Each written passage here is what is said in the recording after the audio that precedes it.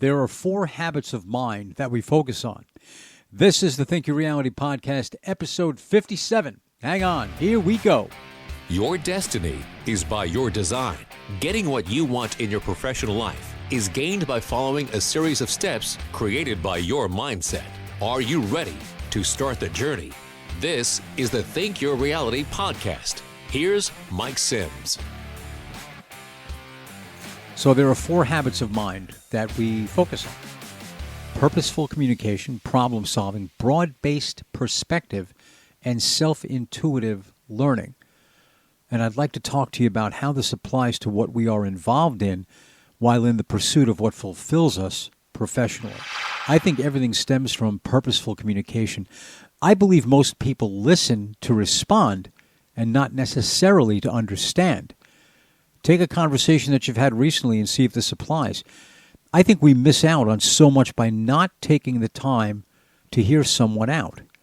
You may have heard the phrase, people don't care what you know until they know that you care.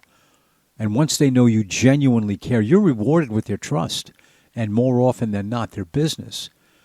When we are articulating to the world our desire for professional direction, we have to be very clear and focused on what the desired outcome is. And because we have to be focused on the desired outcome, we have to be hyper-focused on the message that we're articulating to the world about what we want. No focus, no finish. Be intent. There is nothing gained by not having a specific destination chosen and worked vigorously toward. The second aspect being problem solving. I think you'd agree most people avoid problems. That makes sense. I think it's human nature, honestly. I believe those problems or issues faced are an opportunity to learn. We've touched on this before. The issue is you're either coming out of a problem in one or you're on your way to one. We have to find a way to look at the problem differently, and we've touched on this as well, and have that problem probably work to our benefit. I will preface this piece of the podcast with this statement. This applies in large part to whose chosen professional path resides in the corporate world. First, you decide on the path in which the problem will be addressed. And this is not a situation where you want someone else dictating the course of action or the desired result and now puts it upon you to get it done for them. I find it interesting how some can impose upon you an issue that needs to be addressed, and it's nothing more than something they neither want nor have the capacity to do. Sometimes I've said when I worked in the corporate world, I'll see what I can do. You may have to accept less of an outcome than you hoped for. When they seem intent on controlling the pace or the outcome, and this is for someone who holds a similar position of authority in the corporate structure. Well, if you want it done this way, I'd suggest you either do it yourself or I can assist you when my schedule permits. It's very politely and professionally pushing it to the side. It doesn't have the same amount of need to be addressed as it does for them. Too many people use the idea that their lack of planning constitutes an emergency on your part. This one I love, the third aspect being broad-based perspective. It's an approach that includes choosing methods from different perspectives, different people's viewpoints.